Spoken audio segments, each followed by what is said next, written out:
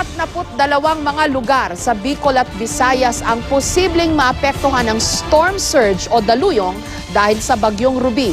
Ayon sa Project NOAA ng Department of Science and Technology, 3 lugar sa Visayas ang nasa Storm Surge Advisory 3. Ibig sabihin, sa mga lugar na ito, posibleng magkaroon ng daluyong na hanggang 4 na metro ang taas o katumbas ng isang palapag na bahay.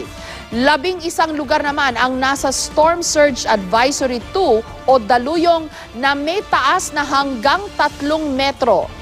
At 28 bayan ang nasa Storm Surge Advisory 1 na may daluyong na 2 metro ang taas.